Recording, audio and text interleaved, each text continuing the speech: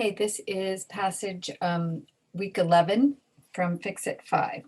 On your Learn It page, there are some things that we've talked about in the past, just in practice. This is getting specific with it. They call it an illegal number 4, but because we haven't covered that in class, I'm just going to call it a dangling modifier or a dangling participle. You've noticed sometimes when we have a ing opener at the beginning of a sentence, I'll say who was doing the whatever it is, and then I ask who did the second verb. That's a way of checking to make sure that you have a correct thing. The thing is when you have an ing word beginning it, an ing participial opener, you say who's doing the inging of that verb. It should be the thing right after the comma. So they should share the subject, and the subject should be in between that participial opener and the main clause. So we'll probably run into those in this passage, and we'll check on that. Then also, this which versus that. The way to know is if you are speaking about something specific, like look at this one, you should heed fearsome dreams, which can alert you to dangers to come. So here we have, you should heed fearsome dreams. And then that could end right there. This is giving more information about what those dreams can do, but it's not talking about a specific set of dreams. This next one, so it's a which, it's non-essential. This next one says you should heed dreams that alert you to dangers to come, meaning you should heed the dreams, the specific dreams that alert you to dangers to come. Not any dreams, not all dreams, but only the ones that alert you. Does that make sense? Then we have linking verbs. That's when you link a subject to either an adjective or a noun. It is a rooster is a male chicken. That's linking it to a noun. Foxes rightly appear dangerous. If you, I'll try to upload them onto the grammar passage. I've saved on the student file with the pages, I've saved the grammar cards. They won't print as cards. You'd have to put cardstock in to do that if you don't have it. But there's a list on the subjects and verbs, the grammar card that says subjects and verbs, there's a list of all the linking verbs. It's different from a helping verb, but not drastically. And then we have this thing, active and passive voice. Now, passive voice is not technically incorrect, but passive voice is usually less interesting to read. So you want to try to avoid it where possible. They list here, the way to detect it is there are 3 parts to it. A be verb, the past participle, and then by someone or something. I read somewhere that if you can put by zombies at the end, then it's passive voice. So they give the example, a shabby stall was slept in by the traveler. Now they say if it doesn't have all 3 parts, either in the sentence or understood. Okay, a lot of times it's understood. So I could say a shabby stall was slept in, and I could put a period there. It's still passive voice because we understand it was slept in by someone.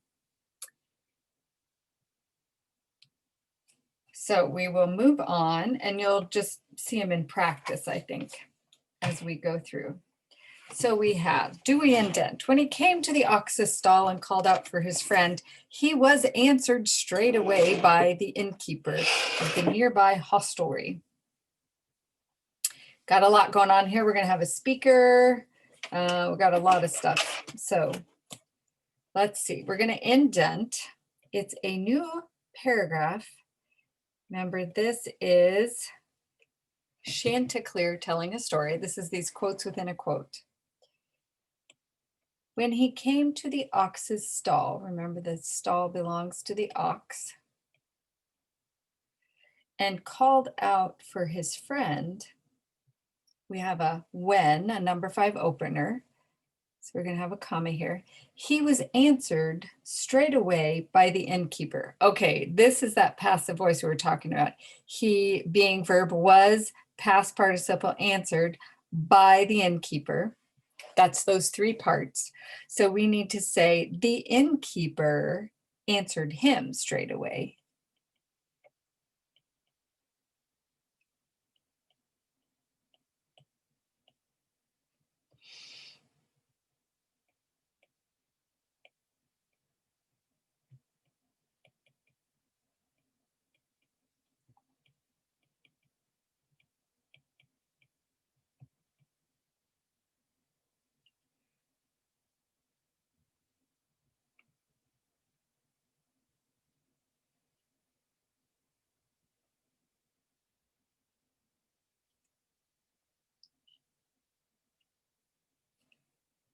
And it would be the innkeeper of the nearby hostelry answered him straight away. And here's the answer.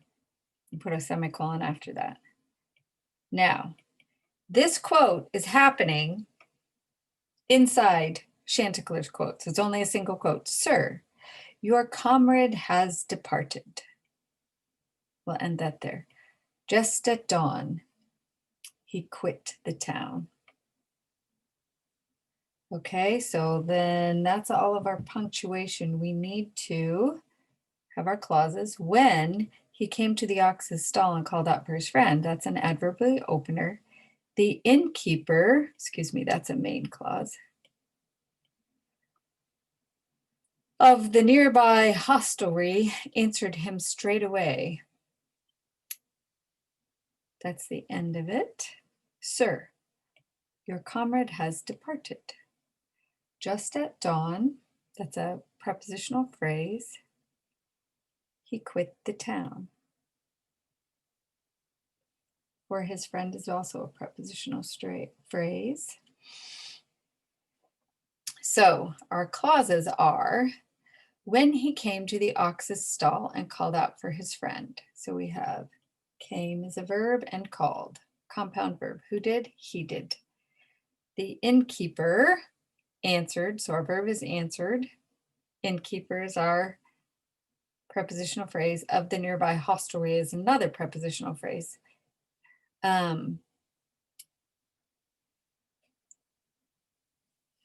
Sir, your comrade has departed. Has departed is our verb. Comrade is the subject. He quit the town. Quit is the verb. He is the subject. Quit here means left or departed from.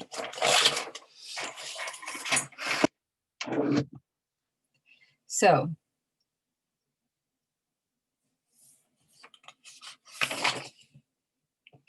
that's the end of what he said. So we need the ending single quotes. Recollecting his dream, we have a change in topic. Need to reopen Chanticleer's because he's starting a new sentence. Okay, here's one of those, looks like a participial opener. Recollecting his dream. Who was recollecting his dream? What should be what comes right after the participle. Led the man to feel suspiciously. So this is not a participial opener. There's no comma here because the verb is led. Here's our clause. Recollecting his dream led the man to feel suspiciously. Actually, he doesn't feel suspiciously. He feels suspicious.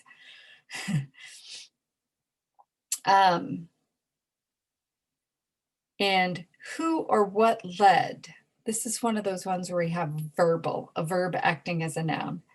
Recollecting led him to feel suspicious. That's why we have that. Immediately he left. No longer would he tarry. Now that's two main clauses, but they're very closely related, so we can put a semicolon there.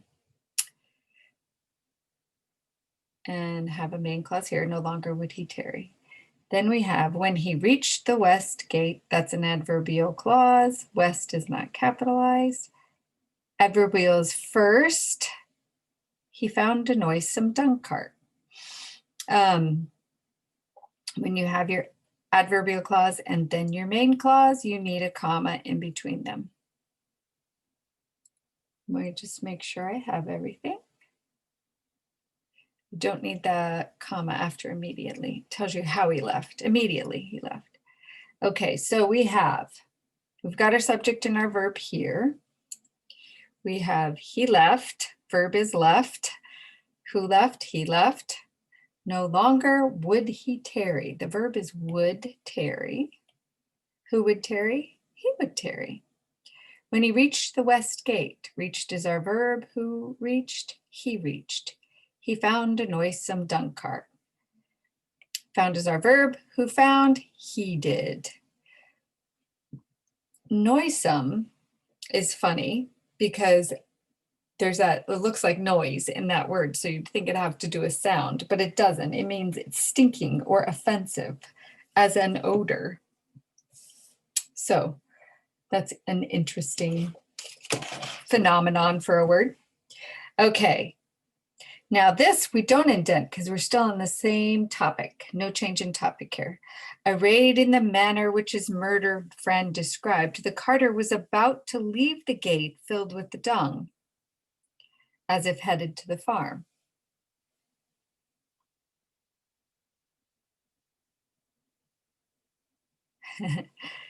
With an impassioned voice, the man cried out, "Vengeance and justice for this felony." Okay. So when he reached the west gate, he found a noisome dung cart. Now, arrayed in a manner, in the manner, so that's specific, so that hints what manner? The one.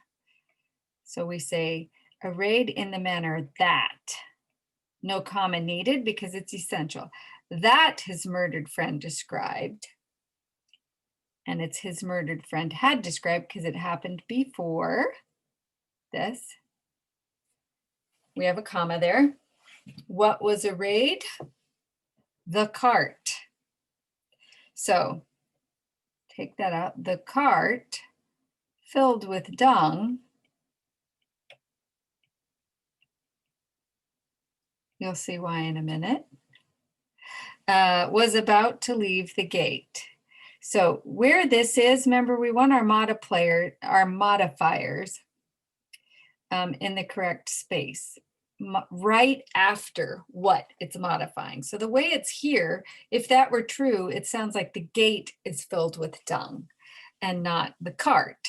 So the way it's supposed to read is arrayed in the manner, this is a participial opener, that his murdered friend had described, the cart.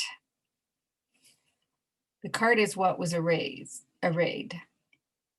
The cart filled with dung was about to leave the gate. Oops, we don't want that period there. As if headed.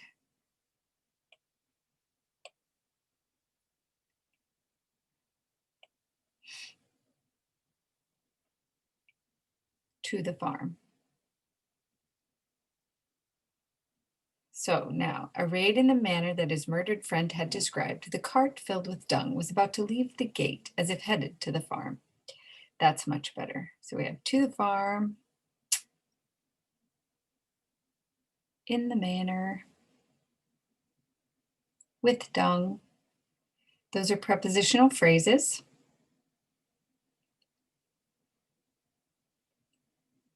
And then we have with an impassioned voice. That's a prepositional phrase. We're going to indent here because someone's going to speak. Chanticleer is speaking. So we have an indent because we have a shift in topic. Then we have Chanticleer talking and then someone speaking. So with an impassioned voice, the man cried out. And we have, this is what he's going to cry out, single quote, because it's a quote within a quote. Vengeance, capitalize that, and justice for this felony. He's crying out, let's make that an exclamation point, and it's a single quote. I did that by habit. For this felony, that's just a single quote there. Felony is a serious crime, like murder or arson. You have misdemeanors and you have felonies. Felonies are more serious. So we have on day 4 then, it says the friend finishes speaking right after felony. Oh, no, he didn't finish after felony. That's my mistake. Here's where he's continuing to speak. My comrade has been murdered this same night and now lies in this cart, gaping and supine. I call out for justice to the sheriff or whomever should protect this town. Help, alas, here my friend lies slayed. Okay, a lot there, but it's still the same guy talking. So this quote would have continued, like if we were writing this out, it would be right here. My comrade has been murdered this same night. Oops, that's not where it goes. And now, so we don't need that comma because two things happen. Two things. My comrade has been murdered and now lies in this cart. Same subject, so we don't need it. Gaping and supine. Two adjectives describing him, so we don't need that comma. I call out for justice to the sheriff.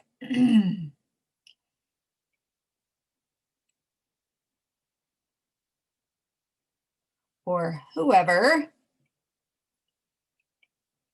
should protect this town. This is the subject, so it's not whomever, but whoever.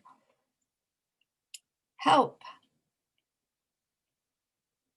Interjection. Alas, comma, here my friend lies slain. Not lays slayed. Probably could hear that one.